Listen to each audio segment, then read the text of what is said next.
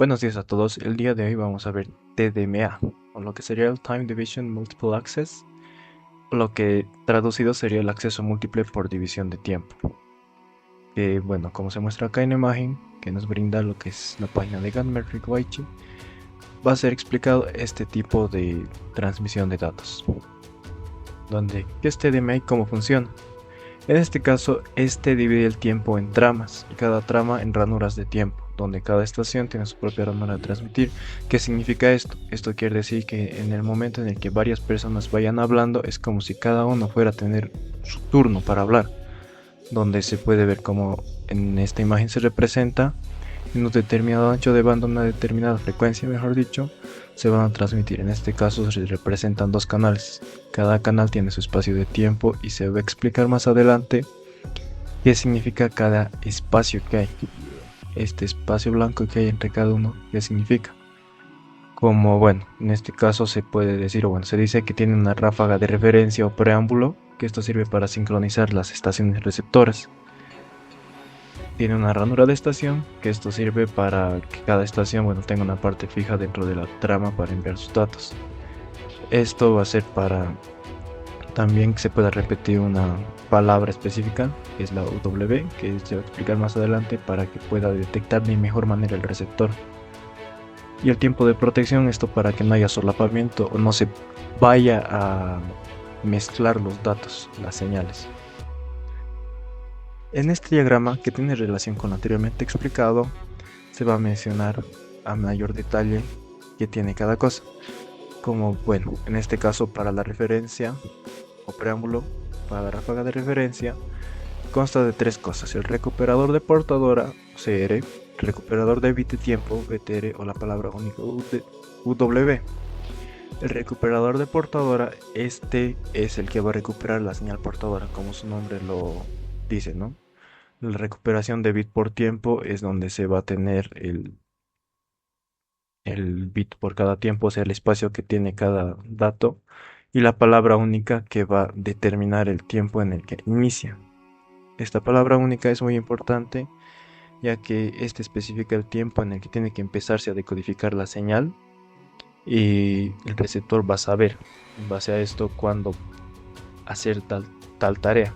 Y de esto es a lo que se pasa al pico de correlación, donde aquí se puede ver donde se tiene la palabra única, el tengrador genera un umbral, y al terminar la palabra única y empezar la decodificación se genera un pico de correlación, que esto lo que hace es decir al receptor que tiene que empezar a decodificar los datos.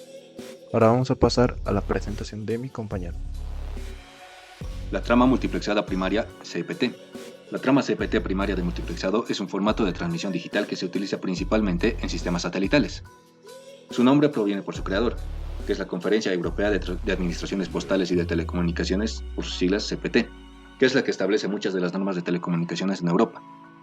En TDMA, que por sus siglas se conoce como el acceso múltiple por división de tiempo, la transmisión se organiza dividiendo el tiempo en ranuras específicas para cada estación. Y en TDMA, a cada estación terrestre transmite únicamente durante su propia ranura de tiempo, aunque la llegada de las señales de voz sea continua. Esto implica la necesidad de muestrear y almacenar las señales de voz antes de su transmisión. A continuación podemos observar la estructura de una trama CPT, donde esta trama está diseñada para trabajar con 16 canales de voz independientes entre sí, como se muestra en la siguiente imagen, donde se muestra la primera muestra de cada uno de los canales. Por acá tenemos la primera muestra del canal 1, con guiones estamos representando la primera muestra de los canales 2, 3, 4 hasta el canal 15, y finalmente la primera muestra del canal 16. Y cada canal tiene un códec propio, es decir, un codificador y un decodificador, que muestrea la señal de voz a una frecuencia de 16 kHz, con un periodo de 1 entre 16 kHz igual a 62.5 microsegundos. Y cada muestra de voz se codifica en un bloque de 8 bits utilizando PCM, que es la modulación por codificación de pulso. Es decir, cada una de nuestras muestras de cada uno de nuestros canales contiene 8 bits de información: bit 0, bit 1, bit 2, bit 3, 4, 5, 6 y bit 7, dándonos un total de 8 bits. Esto genera una tasa de datos de 16 kHz multiplicado por la cantidad de bits que tiene nuestra muestra, es decir, vamos a tener una cantidad de 128 kilobits por canal de voz.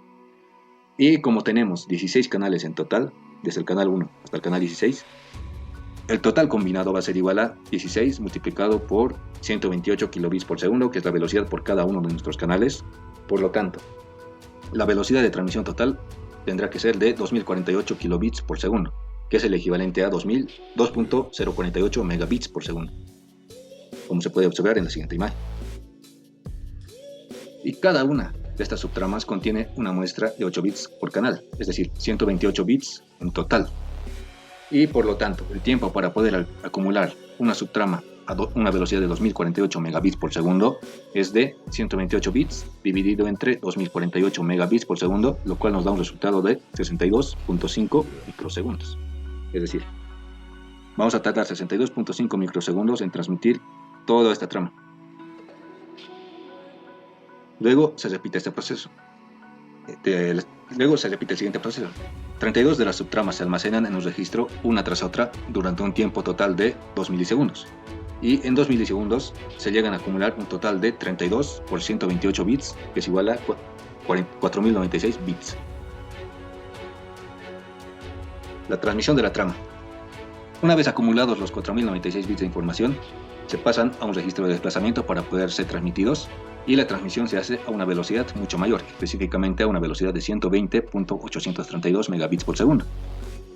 La duración de la transmisión de los 4096 bits a esa velocidad se calcula de la siguiente manera. Tenemos una cantidad de información de 4096 bits y una velocidad de 120.832 megabits por segundo, lo cual nos da como resultado que la duración de la transmisión de estos 4096 bits va a ser de 33.9 microsegundos. Es decir, vamos a tardar 33.9 microsegundos en transmitir estos 4096 bits de información de la trama. Es decir, aunque la acumulación tomó 2 milisegundos, el envío real es extremadamente rápido, pues nos da 33.9 microsegundos, lo que permite que otras estaciones también tengan su turno para poder transmitir dentro de la misma trama. Y la frecuencia de 120.832 megabits por segundo es exactamente 59 veces la frecuencia básica, que es de 2048 megabits por segundo, pues 59 por 2048 es igual a 120.832, lo que facilita la sincronización entre los transmisores y los receptores. La recepción de la trama. En el lado del receptor, los 4096 bits de la trama que se reciben se almacenan en un registro. Luego se desplazan y se procesan a una velocidad de 2048 megabits por segundo. Esto para restaurar las muestras PCM de cada uno de los canales. Y todo el sistema está cuidadosamente sincronizado utilizando las siguientes frecuencias de reloj. Se utiliza una frecuencia de 500 Hz para el control de la trama, una frecuencia de 16 kHz para el muestreo de la voz, una frecuencia de 128 kHz para las subtramas, y una frecuencia de 2048 MHz para la acumulación, y una frecuencia de 120.832 MHz para la transmisión.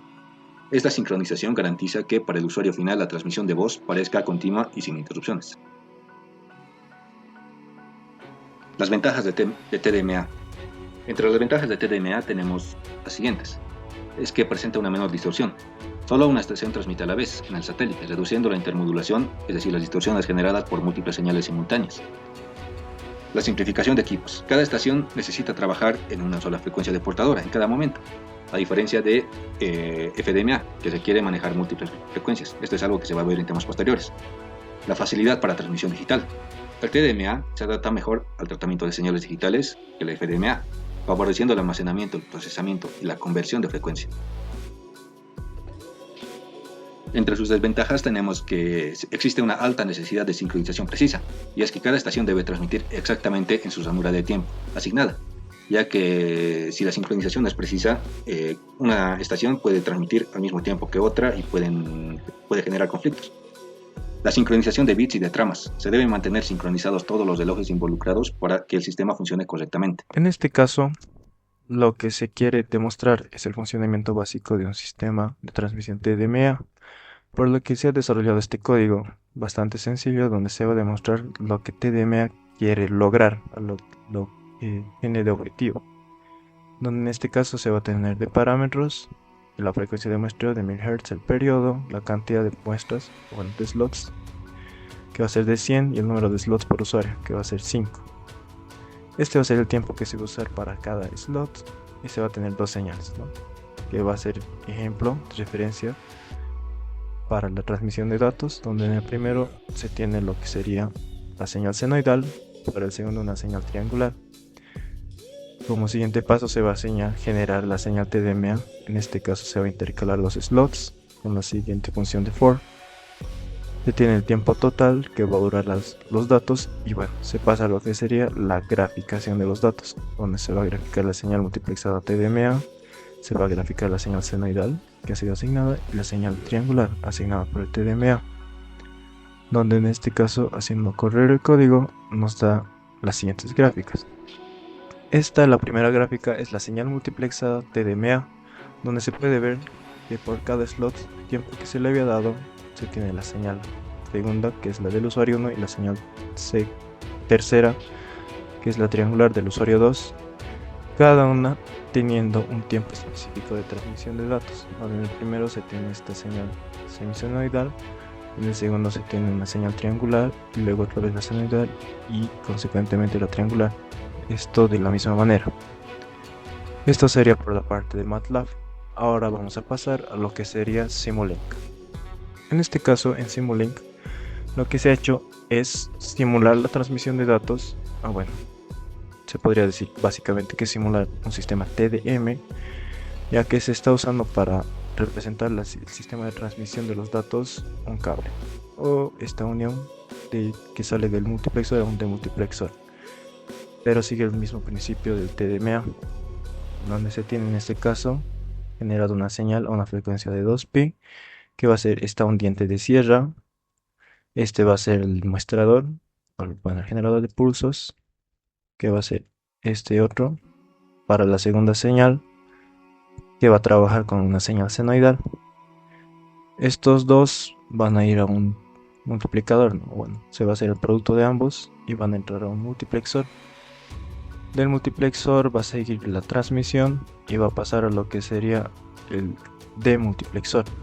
Van a pasar por un filtro pasabajos, donde va a pasar cada uno con sus